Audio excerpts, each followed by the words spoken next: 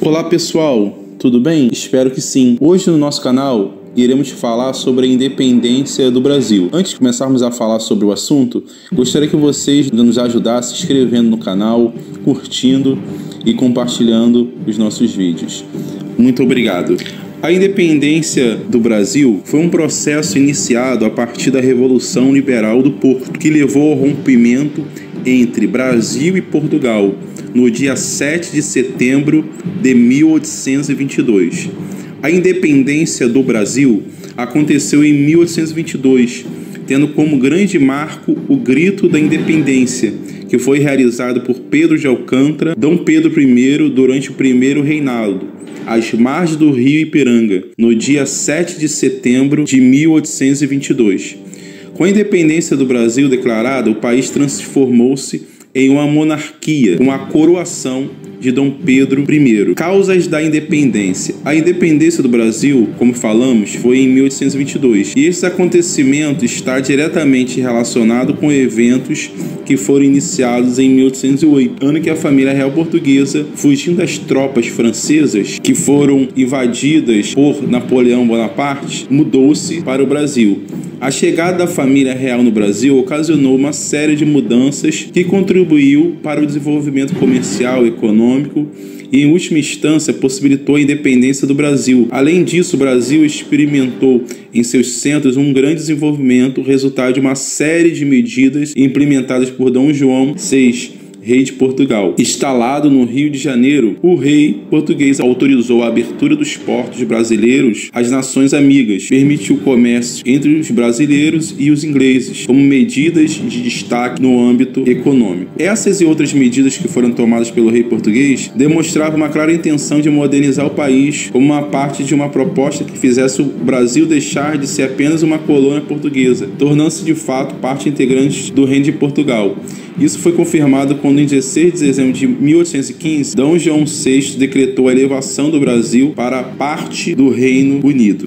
A presença da família real no Brasil havia proporcionado grandes avanços, mas ainda assim demonstrações de insatisfação aconteceram por meio da Revolução Pernambucana de 1817.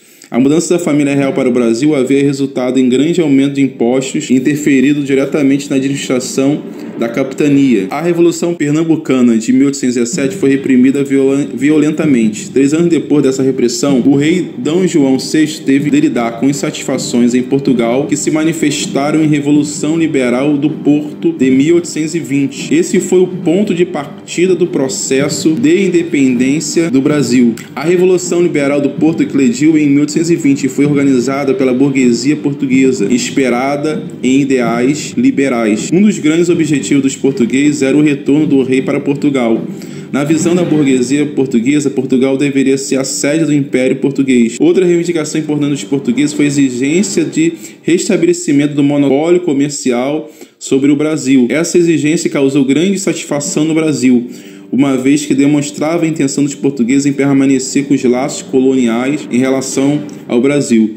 O rei português, pressionado pelos acontecimentos em seu país, resolveu retornar para Portugal em 26 de abril de 1821. Na viagem, cerca de 4.000 pessoas retornaram para Portugal. O rei português, além disso, levou para Portugal uma grande quantidade de ouro e diamantes que estavam nos cofres do Banco do Brasil. Com o retorno de Dom João, Pedro de Alcântara tornou-se regente do Brasil. Processo de independência do Brasil. O processo de independência do Brasil aconteceu de fato durante a regência de Dom Pedro de Alcântara no Brasil. As cortes portuguesas tomaram algumas medidas que foram bastante impopulares aqui, com a exigência de transferência das principais instituições criadas durante o período joanino para Portugal, o envio de mais tropas para o Rio de Janeiro e a exigência de retorno do príncipe regente para Portugal.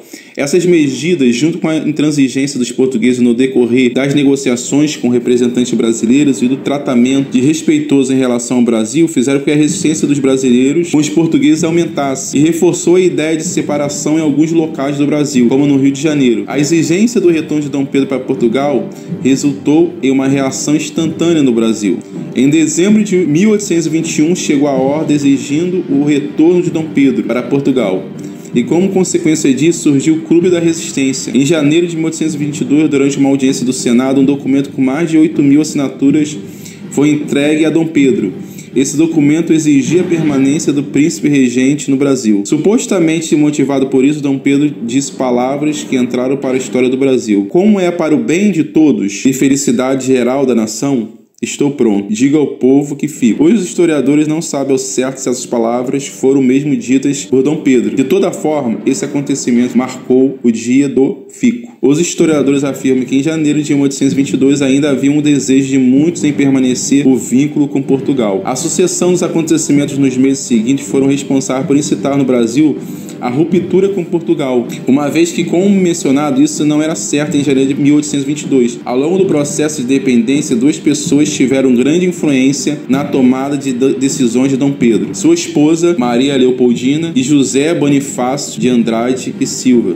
O rompimento ficou cada vez mais evidente com algumas medidas aprovadas no Brasil. Em maio de 1822 foi decretado o Cumpra-se, medida que determinava que as leis e as ordens decretadas em Portugal só teriam validade no Brasil com o aval do príncipe regente. No mês seguinte, em junho, foi determinada a convocação de eleições para a formação de uma Assembleia Constituinte no Brasil. Essas medidas reforçavam a progressiva separação entre Brasil e Portugal, uma vez que as ordens de Portugal já não teriam validade aqui conforme determinava o Cumpra-se. E além disso, esboçava-se a elaboração de uma nova Constituição para o país, com a convocação de uma Constituinte. A ordem lida por Maria Leopoldina a convenceu da necessidade do rompimento com Portugal e em 2 de setembro organizou uma sessão extraordinária, assinou uma declaração de independência e a enviou para Dom Pedro, que estava em viagem a São Paulo. O mensageiro chamado Paulo Bregaro alcançou a comitiva de Dom Pedro na altura de São Paulo, quando estavam próximos ao rio Ipiranga. Na ocasião, Dom Pedro I estava sofrendo de problemas intestinais. O príncipe regente leu todas as notícias e ratificou a ordem de independência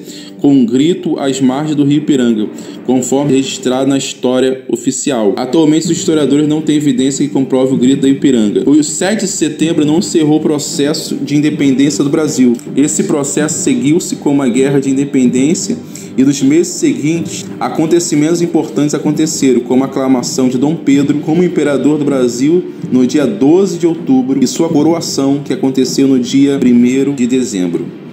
Guerras de independência do Brasil. Diferentemente do que muitos acreditam, a independência do Brasil não foi pacífica. Com a declaração da independência, uma série de regiões do Brasil demonstrou sua insatisfação e rebelou-se contra o processo de independência. Eram movimentos não adesistas, isto é, movimentos que eclodiram nas províncias que não aderiram ao processo de independência e que se mantiveram leais a Portugal.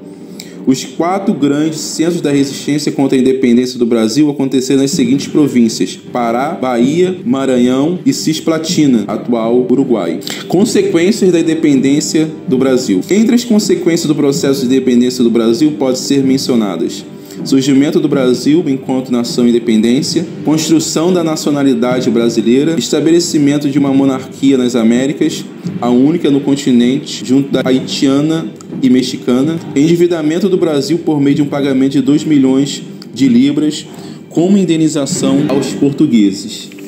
Valeu, pessoal! Se você gostou desse conteúdo, inscreva no nosso canal e nos dê também sugestões de vídeos. Pode colocar aí nos comentários. Muito obrigado, até o próximo vídeo.